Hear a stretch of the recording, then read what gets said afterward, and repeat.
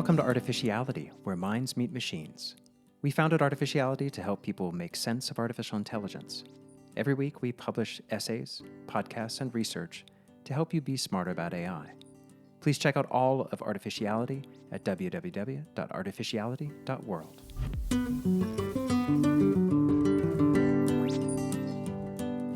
We're excited to welcome to the podcast Matt Beane, assistant professor at UC Santa Barbara and the author of the book The Skill Code: How to Save Human Ability in an Age of Intelligent Machines. Matt's research investigates how AI is changing the traditional apprenticeship model, creating a tension between short-term performance gains and long-term skill development. His work has particularly focused on the relationship between junior and senior surgeons in the operating theater. As he told us, in robotic surgery, I was seeing that the way technology was being handled in the operating room was assassinating this relationship.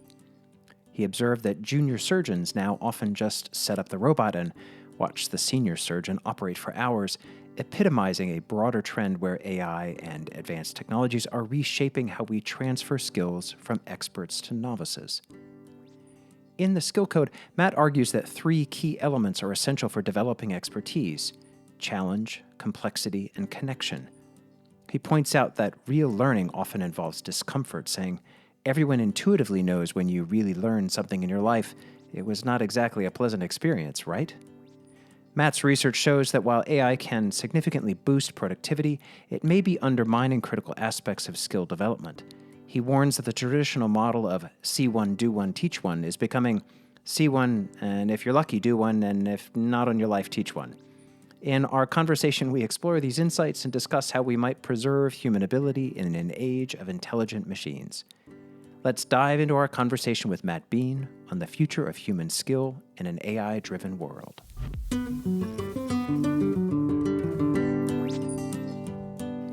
Matt, thank you so much for joining us. We're excited to talk to you today. I know, I'm truly delighted to be here. I'm really looking forward to it myself. Thanks. Let's start off with, tell us the story of what inspired you to write this book. Let's see. Actually, there's a nice little story I've never quite told in this way that links to the theme of the book. So I haven't had a capital M mentor in my life. I don't think somebody who would call themselves my mentor, but many people who have served that function, experts I really looked up to and respected.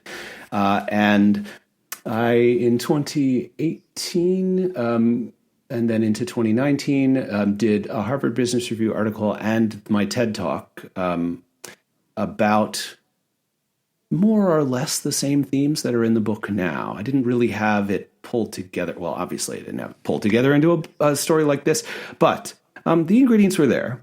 And as soon as I got off the TED stage and sent a link to this person who I looked up to for a good long while, also a published, globally known author, he said, so when's the book? And I hadn't considered the possibility, and I couldn't unhear that. Because, and then I said, well, I want to do that. So it took me about a week. I wrote him back, I actually think that's an important and good idea. I've never done that. You have. What should I do? And he said, here, talk to my agent. And that was the beginning of 4 years worth of effort, basically. So that's an important part of the Genesis story. I can't say I wouldn't have tried it without that moment, but I can't say I would have either. Like you say, you couldn't unhear it after that.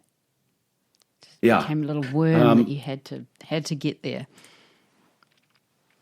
Well, I find this, one of the things that I really enjoyed about the book, because I've always been pretty fascinated by this novice-expert connection.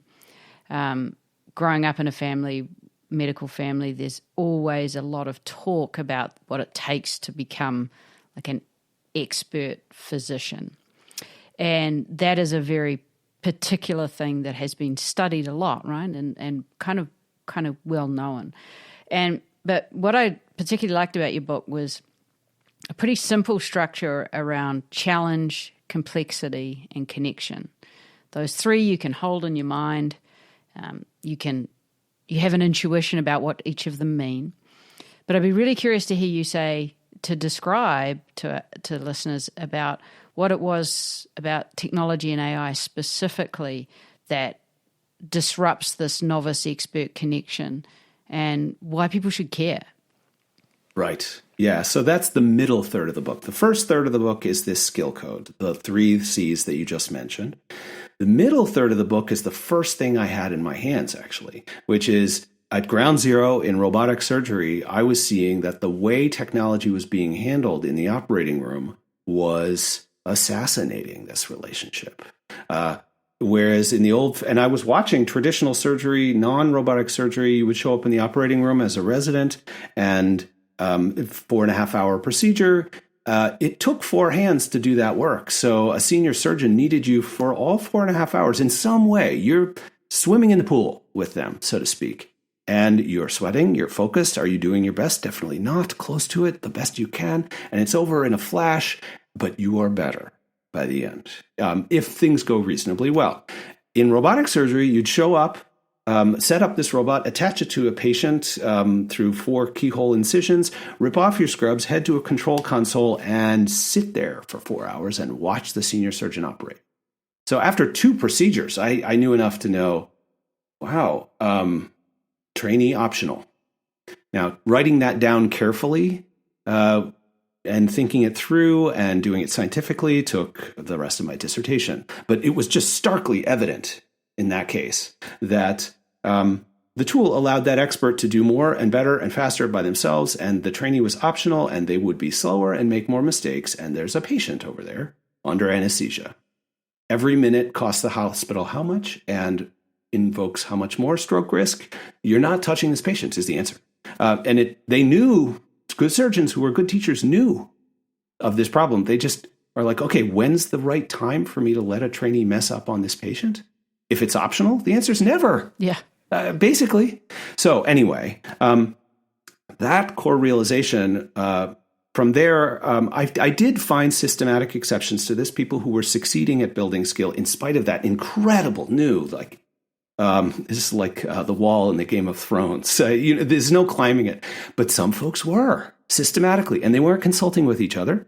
So I had those 2 findings, and I spent the next 2 years or so checking whether this was unique to surgery or not. Turns out it's not. Turns out it's everywhere. The skill code in the book was a result of that. So you can't recommend what they did to get their skill.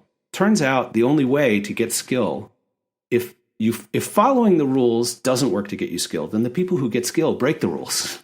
But you don't want that. You can't recommend that. No, well, you don't want that in surgery, right? Just dive into this one and dissect it a little bit on challenge. So that's that first one, right? So challenge, you said that, the farther away that you are from the expert, the farther away you are from challenge. And that is what technology is doing, is sort of pushing the expert and the novice away. So instead of being able to make little mistakes, you're more likely to be in a situation where the only way to learn is total failure. And of course, total failure, you point out, isn't actually a very good way to learn. Precisely. In fact, it's terrible. So, so then you went and said, well, what are these other ways that you can build challenge? And you found some pretty interesting patterns there. Yeah. And so that was the gift of finding these folks, these deviants, really. That's no other way to call them. I called them shadow learners, nice little euphemism. But you're breaking rules, you're building skill. What were those people fighting to protect? That was my question around the book. That was my question around, like, okay, what can I offer the world where I'm not recommending you go and just break whatever training rules are available and get your skill? That's not viable. And it turns out that those junior surgeons who were building skill amazingly fast at robotic surgery, and I've since found this in many other occupations, they were fighting for opportunities to struggle near the edge of their capability. They were doing it by bending rules. So, for instance, operating on a patient when the senior surgeon was not in the room. That's not something any of us would want to hear as a patient. It's a senior surgeon should not really be pleased with that. Even the people who did it knew, well, this isn't exactly how the medical profession is supposed to, right? So you can't do that. But what they were fighting for was the ability to struggle and sweat in that console and know that there was an expert nearby that they could call for help if they got into trouble. You can't run an organization that way or a profession that way, but what you can realize is, oh, challenge is precious, necessary for learning. We need to be uncomfortable. We need to be pushed even by experts to do more and better than we think we're capable of. And so how can we look at the normal way of building skill around here and make sure there's a healthy amount of challenge going on for someone who, like most folks shouldn't, isn't willing to break the rules just to get ahead. So that's for each of those 3 C's, there's lessons in there about, okay, fine. Some folks stuck their necks out, risked their jobs or their reputation to build their skill. Don't copy them, kids. But instead, they fought for challenge, complexity, and connection. That's a useful framework. You can go look at your work and say, are these things in healthy supply? For me, what about the people I'm accountable to who are looking to become me? Like, fine, I'm an expert now. Do they have healthy challenge, complexity, and connection? And if not, I give you a checklist in each chapter to say, okay, give it a tune-up. How could you make it more healthy? So anyway, the effort of writing the book, a lot of it had to do with, like, what's the positive vision for how people build skill through this relationship that's flexible enough to accommodate all the new digital, distanced, AI-enabled reality that we're dealing with now. Well, and that's part of the hard bit for people, I think, to get their head around, because on one hand, the technology is distancing you, but you have to find new ways to make it more proximate to you. In terms of complexity, I was interested in a concept you talked about in terms of snapshotting, and Yes. the idea that, I think this was discovered actually by someone at a university where basically I grew up, in University of Waikato in New Zealand. I think it was her that framed the term. That snapshotting being that you, as a novice, you think you know more than you do by just watching something once. Yep.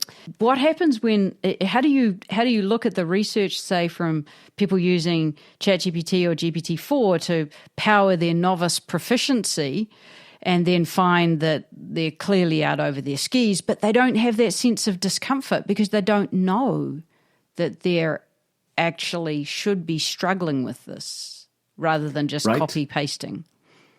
Or in fact, that things seem straightforward because they've been either randomly or systematically isolated to examples where it would be easier.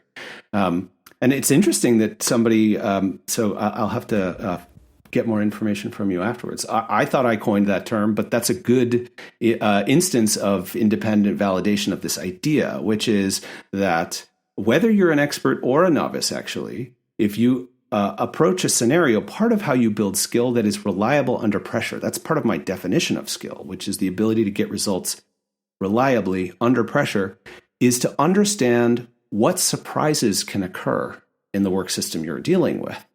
When things go wrong, what do? Like in robotic surgery, if you nick the iliac artery, what do? You have to undock the robot, open up the patient, and handle things with your hands. Unless you're prepared for that, if you know that's a thing that can happen and you practice for it, you're not skilled, actually. You're good your skill is more brittle, more fragile, more isolated.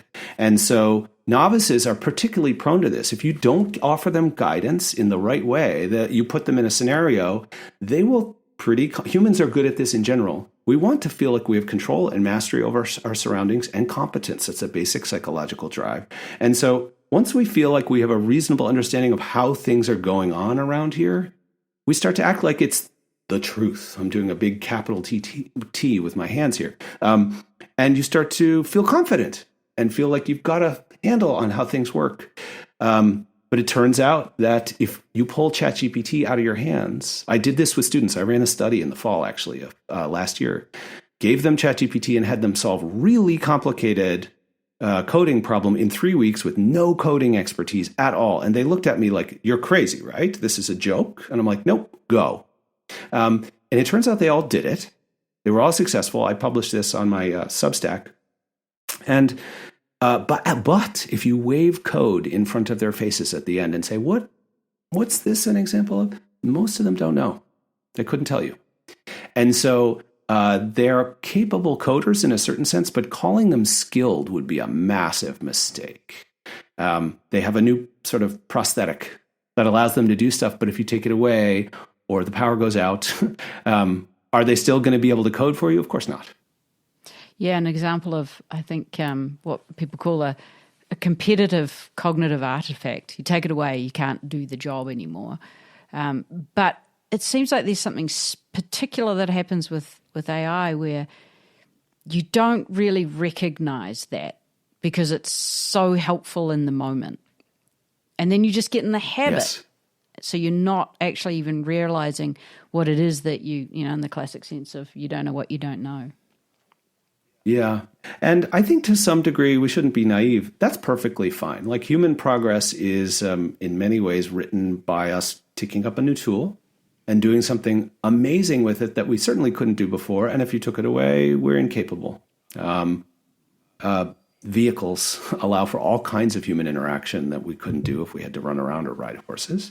Spreadsheets, automatic formulas in spreadsheets, stuff like that, changed accounting in dramatic ways. And can an accountant today do long sums by hand on paper? Probably not as well.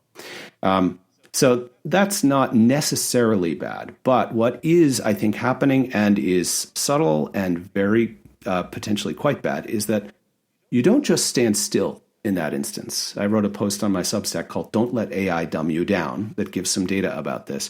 If you just use this stuff out of the box as it's configured, it doesn't matter. Claude, Gemini, ChatGPT, because you're getting faster, better results, dramatically faster, you have less struggle in the work. There goes that challenge. Less encounters with collateral, incidental parts of the work that you'd have to learn about because you're being inefficient. There goes your complexity. And less opportunity or necessity for connecting with other human beings as you try to solve the problem. There goes your connection. And so, in fact, you can start to subtly slide down the skills continuum and become de-skilled slowly, just as you're getting even better results than before. You'll find yourself a year later more productive by maybe 5x and knowing or being able to do less under pressure. Well, and all of the examples you give of other tools that we've been able to absorb and use and be able to do things that we couldn't do, without them. We have children who, I remember when I tried to explain long division to them, they sort of went, what? Because they don't, nobody gets taught it anymore. So we've outsourced some of those skills, but this technology is quite different because we're using it for knowledge, So and we haven't done that in the same way before, but we've got this same sort of adoption of the capabilities of the tools. But in this case, it's some sort of set of knowledge. But as you're saying, if you're not actually engaged in some sort of connection, you're not getting somebody else to question you. To sort of push you, to provide some sort of friction to figure out whether this actually is what you think you know or want to use. Yes. I remember very vividly in high school, a great physics teacher took us out in the parking lot and got out a car jack, the kind where you crank a handle and up a screw goes a separate piece of metal plate that will lift an entire vehicle. And it had grease on it, of course, to allow for that. And he said, did you know that this is only 70% efficient, this screw? I could add a lot more grease to this and make it 100% efficient. And I said, well, that's nuts. Why is that? I fell for the trap. And he said, because if it was perfectly efficient, it wouldn't stay still when you stopped cranking it. It would just go right back down because it would be too well lubricated. It would be too easy. The inefficiency is a gift in that system. It allows you to make some progress, struggle more than you would otherwise, but then you make progress instead of just, quick rush to productivity and no gain. So it's only a metaphor. But to me, I think about how we use these technologies now, and it's not just knowledge, it's also creativity. Like, you don't really have to struggle to think through what the shape of the solution might be given the problem. You can kind of just blurb at the thing. And it might even ask you a few clarifying questions before it supplies a reasonably creative B+ type answer. And you missed and don't even notice this opportunity for struggle, exploration, creative thinking, and learning that come with that inefficiency. not always going to be true. There are plenty of cases where just getting your productivity is fine. But we don't seem to be asking this question about, like, what are we giving up for this quick saccharine hit productivity? That's a serious concern. One of the phrases that you talk about in the book is environmental dynamics. And that was another subtlety that I thought was really important in relation to what you just said, that these are the opportunities. When you're struggling, they're the opportunities for you to go further into another part of the solution space that you would never have even gone into. A completely different area that you have to go into to solve the problem. And it's only once you actually make that step that you go, oh, well, this is actually part of the answer. And expecting a large language model to take you into that space is unrealistic. Yes. And that's to the best of my ability, I took the lessons and the framework in the Skill Code book and put that in the custom settings of ChatGPT so that it doesn't let me get away with a simple productivity output now. There's two, for folks that don't know, there's two boxes that you can get at through the custom settings, and I'm assuming other players will do this soon, where you can sort of say, here are my goals in life, basically, and then here's how I want you to treat me differently to help me accomplish those goals. They can be whatever you want. And so I put in there in the top one, I'm always looking to build skills, so in addition to whatever else I'm trying to get out of you, nudge me towards more challenge, complexity, and connection. And here's how to do that. I rely on the stuff in the book. I've learned a lot more than I would have otherwise, and it's annoying. It is annoying because at the end of every session, it's like, do you want to debrief this? Or maybe do you want to try to find some other human beings who happen to care about this thing too? I'm usually like, shut up. But at least it never stops asking me. Now, that is the most rudimentary, basic, and ridiculous pull myself up by my bootstraps solution to this problem. It still works, though. I've learned about musicology, right? About the local rocket observation club. Long story, I tried to code an app to predict when they're going to land the rocket boosters back here at Vandenberg by SpaceX. It's hard to predict. And in addition to getting some Python code, the ChatGPT now told me, is there a club locally you might connect with? Other people who are enthusiastic about this? I was like, oh, good idea. Right? If I had just gotten what I wanted out of ChatGPT, I'd have written my code and stayed alone in my digital living room and found a time for me and my wife to watch that rocket launch. Anyway, I think there's huge upside potential here for these systems to nudge us towards better results, but also deeper skill development over time. I'm going to jump in here because I can tell Helen's already thinking about how she's going to do that to be able to predict flight patterns, which she's completely obsessed with. So now, there we go. Right? I'm thinking. I mean, we got a fire just down the road, and I've been sitting here literally watching flight radar make traces on the map. But despite the fact that I've introduced a tangent to the conversation, I actually wanted to dig into that a little bit, which is I'm sort of stuck on this contrast between the findings in your book and what you're finding, and I think that anybody who listens to it can say, yeah, this makes sense, right? Friction helps you learn, and all of the talking to other people is a great way of learning. All of these things are true. What I'm struck is sort of this contrast of the sort of the zeitgeist of Silicon Valley of driving towards efficiency and fail fast. And prior to this, you said failing is a good way to learn. So I'm trying to figure out how to, how do you bridge that gap? How do you get the sort of the knowledge that you've got here and what seems to be, the fact that you're customizing ChatGPT to be better. As you say, it's just the basic rudimentary, but it's still better than the out-of-the-box experience. But the out-of-the-box experience fits this efficiency, fails fast, just use it and go with it. And if it's not right, don't worry about it, kind of mindset. What do you do with that?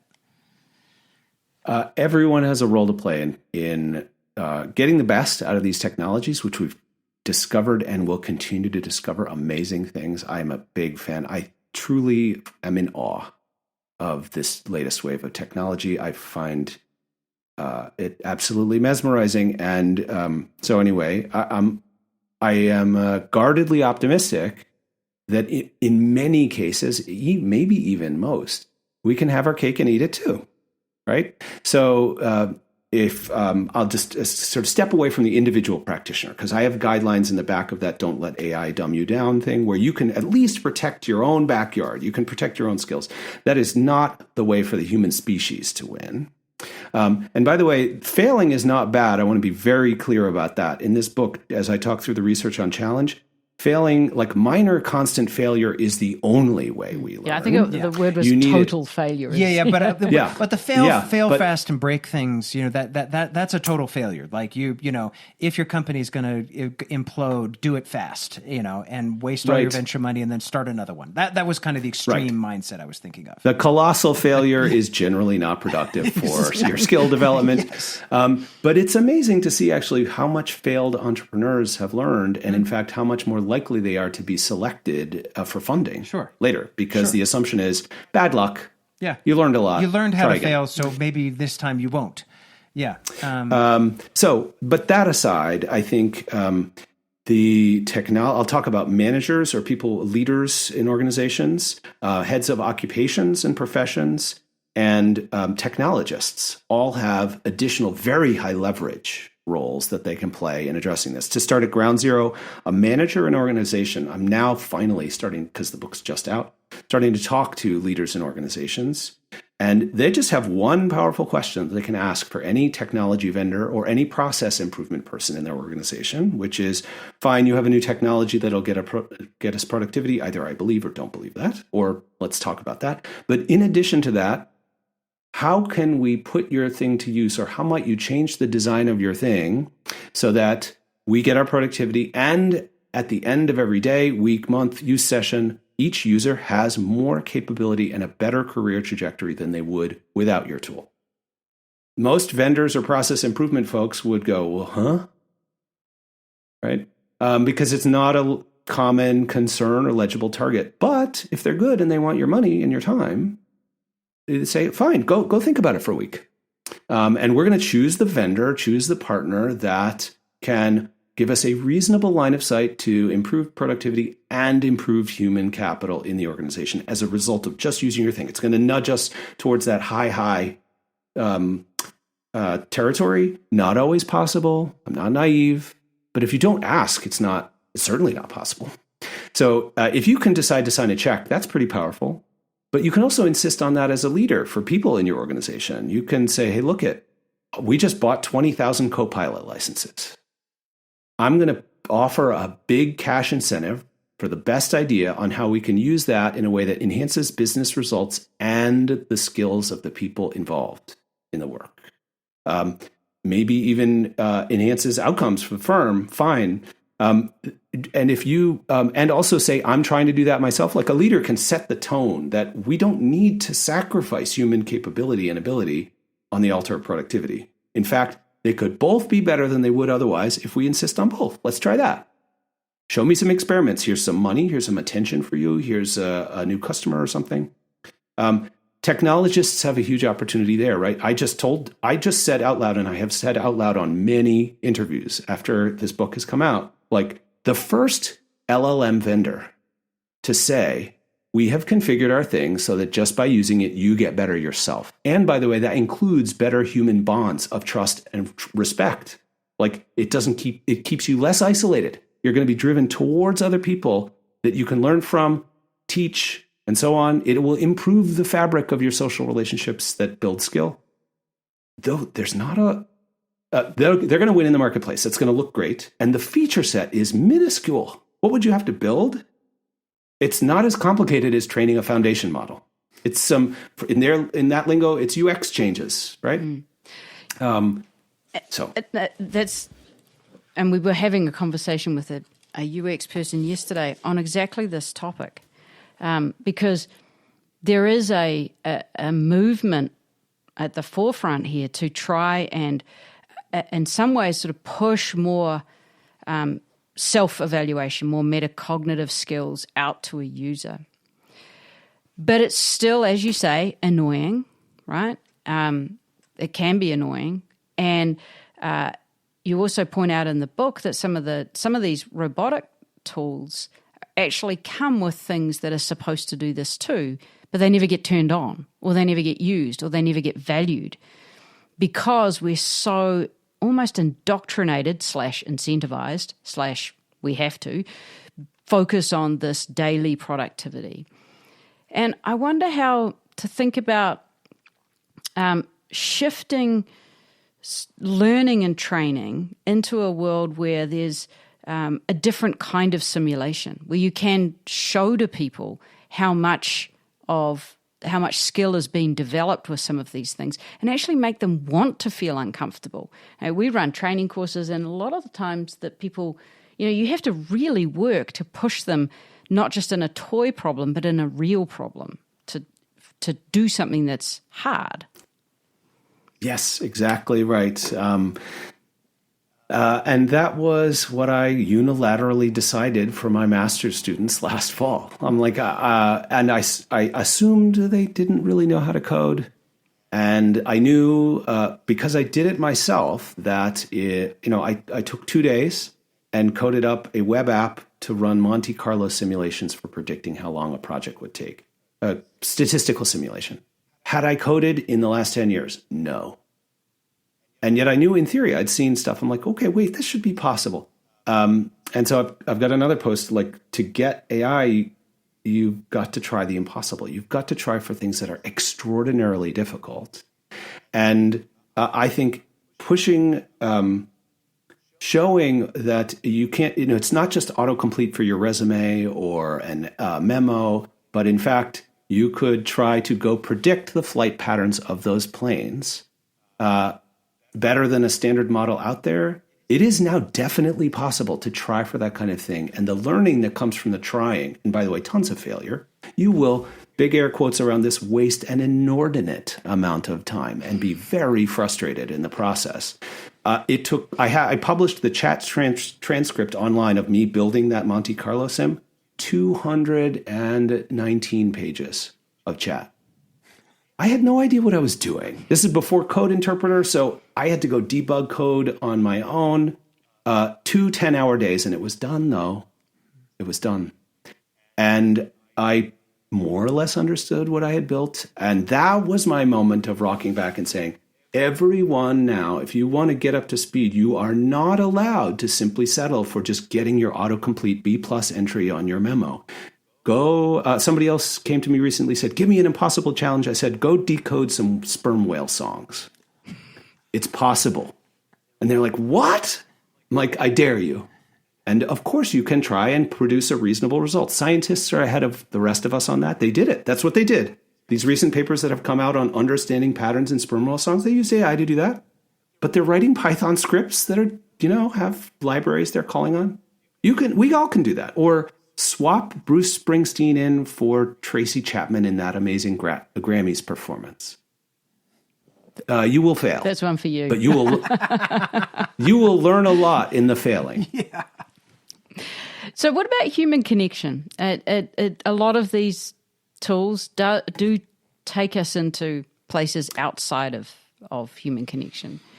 And the work that you've done, have you come out with a different view of the role of human connection in learning? There's so much talk about, replacing people, which we don't agree with as a bias. But where have you got to in your thoughts on learning and connection?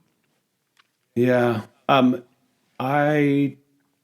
writing the book made me a firm and I think probably permanent believer that at best your skill development will be anemic without warm bonds of trust and respect between human beings. How you get those bonds, what they show up as in this day and age, given everything being so digitally mediated and dispersed globally and so on, that in some circumstances it's going to look and feel exactly like it did 7,000 years ago, and in other instances it's going to look nothing like that. But it's very clear to me. For instance, I was talking to an engineer who said, I've taken up a hobby of repairing antique German pinball machines in my basement, and I learned off YouTube, right? No humans. And And so I said, oh, that's fantastic. Sounds fun. And you don't swap any messages with anybody online about that? And he's like, well, of course I do. I'm just not in person. I'm like, okay. Could you have learned without swapping messages and getting tips from people? He's like, obviously not. And I'm like, that's human connection. It's just not embodied and in person. And I said, well, could it have been better if you did spend some physical time with somebody and getting some directed, guided mentorship on the physical techniques? He's like, well, obviously. And so by the end of the conversation, we were singing off the same sheet of music. I just think I defy anybody to read that connection chapter and then believe at the end that human, like just bonds, warm bonds of trust and respect are not necessary and integral to building skill. We have a giant challenge in front of us about like what's the new range of options that we have there? What are the new threats? But what else can we do? How could I get connected with a mentor in real time that I would have never possibly even been matched with before by AI itself? We can do that now. It's feasible. There are some companies trying. So anyway, I think temporary massive threat, necessary opportunity. I did have a capital M mentor, and it is life-changing. What I remember the most from it was the sort of equal mix of excitement and fear whenever he turned up. Yes. I definitely felt that I was going to be made uncomfortable, but those feelings existed at the same time. It was a really nice balance. It helped that he was a really nice person as well. As I get older, and that sense that you talk about, that it flips around, where you actually have this desire to mentor. And not in that sort of just constant stream of advice, but actually to really try and understand someone else's struggle.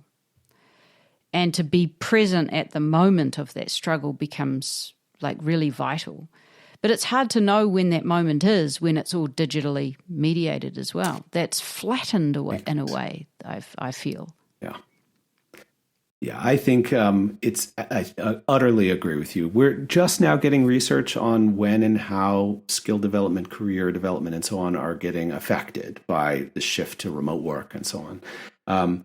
And I just don't think we have enough work to really characterize what you're talking about. But it's also patently obvious that the scales have tipped in the wrong direction. I can't tell you the number of tweets, emails, messages on LinkedIn I'm getting from folks saying, my 26-year-old, 24-year-old son, daughter has this new job at insert famous name firm here, great opportunity, and there are managers running around and they can't find a mentor to save their life. And they're too busy on their own problems there. And now that they have my lingo, they're like, it's this self-serve thing with technology thing. The learning with that mentor you described, I've had a couple of moments like that in my career where you have to show up and do some work together and they need you to perform well for that work to go well. So there's something at stake for them. And because you want their trust and respect and you want to get ahead, you are going to work way harder and be willing to be more uncomfortable than you would have on your own by far. Yeah, it's almost like it simplified the problem I had. Because the problem I had wasn't how do I get this technical thing right? How do I solve this relationship issue that I've got myself in a hole over? The only thing I cared about was, did I make him proud? Did I? Seriously. Yeah, it just became such a singular point of optimization. And I didn't, and everything else sort of fell in behind that. I hadn't thought about that before, but it certainly simplified all of that complexity into, I just need to figure out for him to say, yep, you helped me out on that. You did a good job. Yeah. In fact, one of my previous career, I was a principal in a consulting firm. And one of the great stories I got on that front was from a guy who was a sales guy. And he said, my best manager is not a very nice man. But he's not mean. But he said, come to my office. And he showed me on his mantle, he had all these salesman of the year, salesperson of the year award and so on. And there was a crumpled piece of paper sitting in the middle on a mahogany thing. And it had in rough handwriting on it, that was pretty good. That's all it said. And he said, he handed me this at the end of my second year as a salesperson.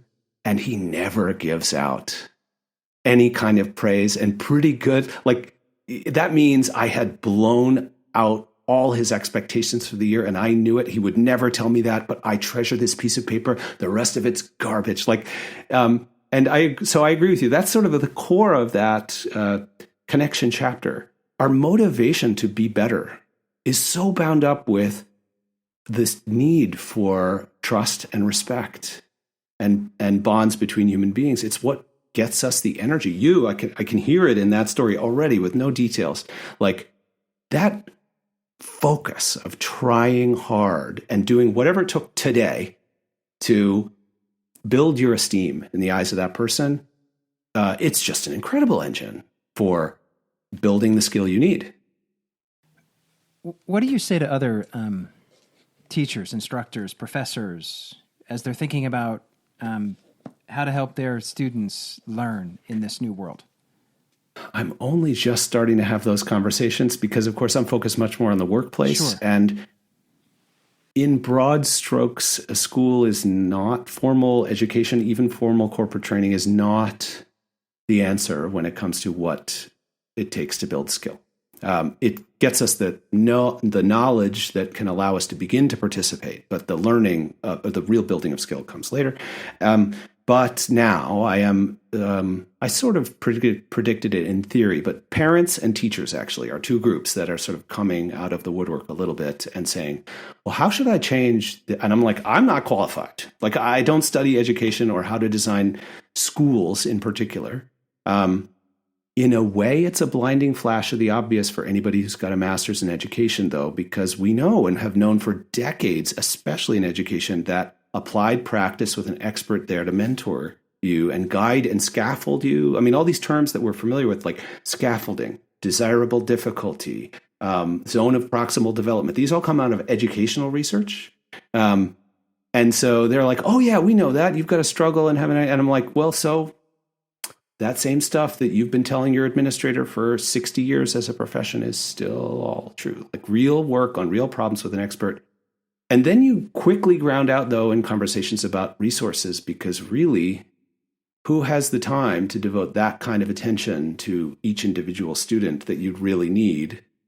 It's a tough problem for teachers who know in theory what is really healthy and nurturing for skill, and to be in a situation where you've got the time and resources to do this thing that everybody's always done, which is, if you're lucky, 20, but probably 50 students in a room, and you have an hour. Yeah, and part of the narrative right now is that the opportunity is for technology to step in and do that one-on-one, right? That everyone's going to have their own digital assistant.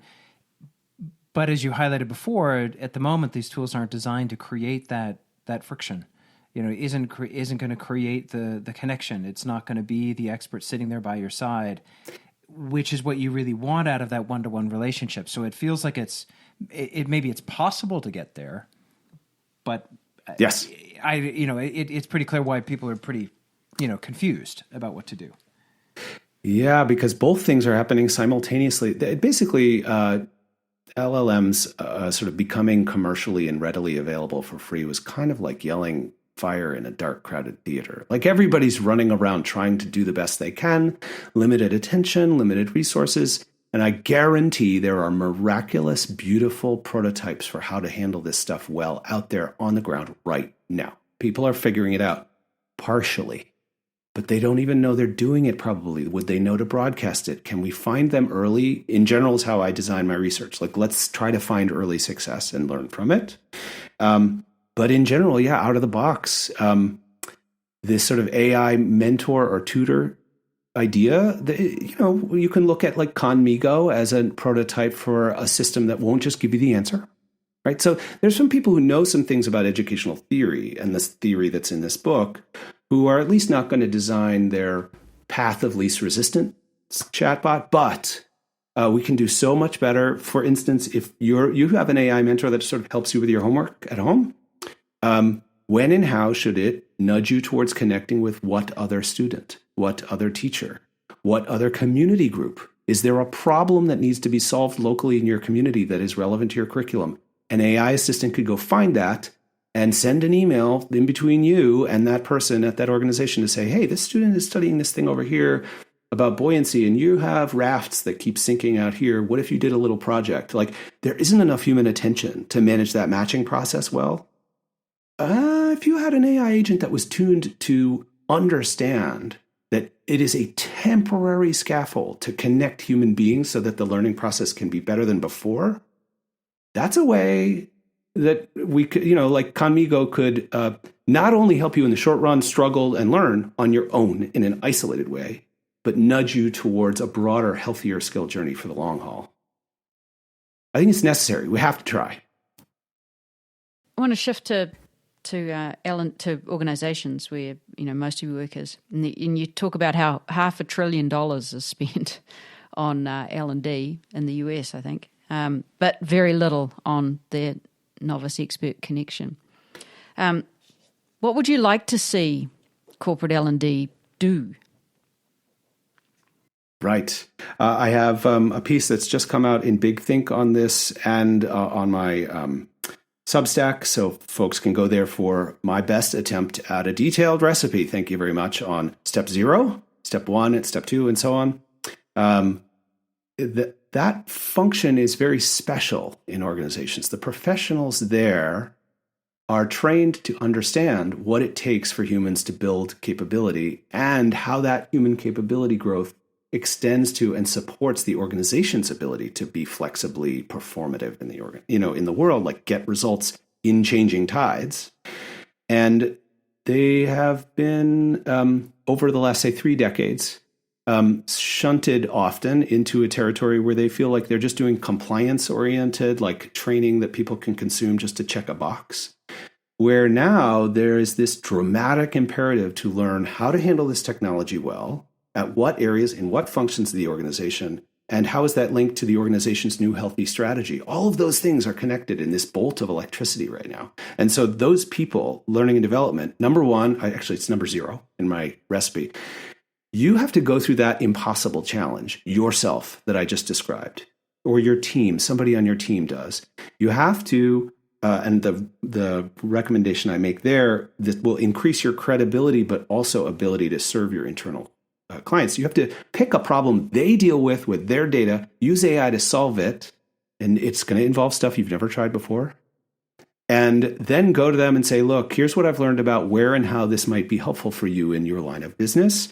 But I bet people are already trying all this. Why don't we come up with a strategic approach so that we can be integrated, and rather than running around in the theater doing our best, which everyone is, let's come up with a plan. How about that? For who needs to build what skill so that we can all sing in harmony with the lights on. So there's no one else in the organization that owns that problem. Business leaders are after their productivity. Fine, they got their 20,000 Copilot licenses, but that's going to accelerate document production or eliminate waste or something, right?